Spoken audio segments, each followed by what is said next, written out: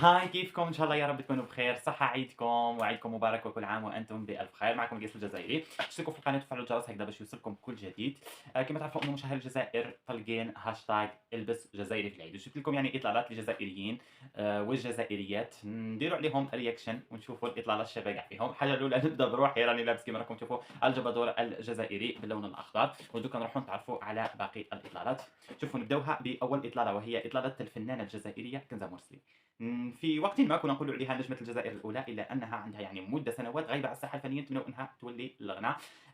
كيما راكم تشوفوا يعني لابسة هاد الجبة الجزائرية بهذيك التطريزة الرائعة، تسريحة شعر ما على باليش اسكو شعرها ولا بيروك ما بايناش يعني كأنه شعر مستعار، والشيء الأجمل في الصورة طبق المقروط الجزائري سلطان المائدة، نوجه لها تحية كبيرة لباربي الجزائر كنزة موسلي، وإحنا مستنيين جمهورك مستني أغنيتك أغانيك كليباتك، إحنا عرفنا كنزة في الغناء نتمنوا منها الغناء. نروحوا للإطلالة الثانية، أجمل جميلات الجزائر فرح رازم، الفاشينيستا الجزائرية فرح رازم، وهي لابسة هاد الإطلالة يعني مش عارف إذا إطلالة تقليدية لكاش بلد خليجي ولا، ولكن يقعد فستان حلو باللون الأحمر، أنا نحب الأشخاص اللي يلبسوا هيك الألوان في العيد، وأكره الأشخاص اللي يلبسون لون أسود، وشعرها تسريحة شعر مموج والميك اب يعني خرافي، اصلا هي فيس موديل يعني وجهها وجه جد جميل للميك اب وهيك، ففرح رازم يعني اطلالتها من الاطلالات اللي حبيت.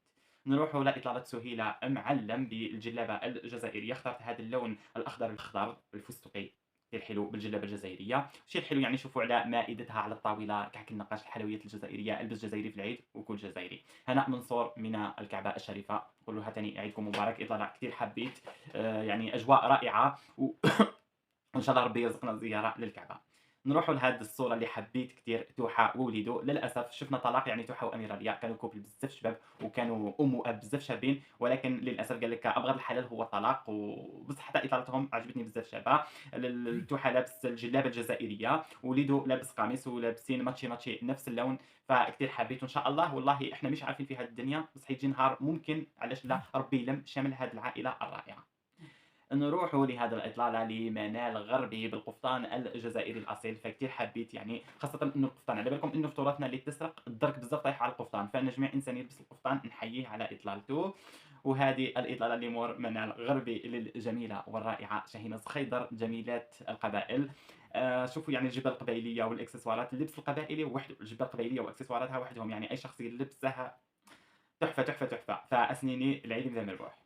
وهذه مرة إطلالة شاهيناز، شوفوا تاني جميلات القبائل لمياء ميري بهذه الجبة القبيلية الرائعة، اختارتها هيك في اللون الأبيض والتطريزة ويعني ما شاء الله عليها، نقول لها تاني عيدك مبارك، وكانت يعني إطلالة جد رائعة بهذاك الشعر المموج ميك اب سينما. وهذه إطلالة بهذا الفستان الأسود مطرز هكذا بخيوط ذهبية وشعر مموج للمؤثرة الجزائرية نوران حريت، نقول لها عيدك مبارك، إطلالة نوعا ما نقدروا نقولوا هي شابة ماشي شابة مي غير موافقة كإطلالة للعيد، وأنتم واش راكم في التعليقات. وهذه نقولوا عليها مؤثرة مغنية ياسمين بالقاسم، توحشناها تاني في الغناء، اش لابسة هذا القفطان الجزائري باللون الأزرق الليلي البلو نوي، شعرها الميك اب كتير حبيت صراحة، هي في الإطلالات كشكل ولا غلطة، فقط تنقص شوية من التصريحات تصريحات مش تسريحات. هذه هي أمورها أكيد قُلت لكم أنا نكره الشخص اللي يلبس أسود في العيد، والله إنه اللون الأسود في العيد والّا مناسبة كعيد ميلاد والّا عرس والّا فعل حلو، والله أعلم. وحيدة قروج أول شي نقول لها الحمد لله على سلامتك خروجها من السجن، إطلالتها للعيد بهذا العباءة باللون الأسود، شعرها إطلالتها يعني ملكية ورائعة، كتير حبيت، بس أنا حبيت اللون الأسود.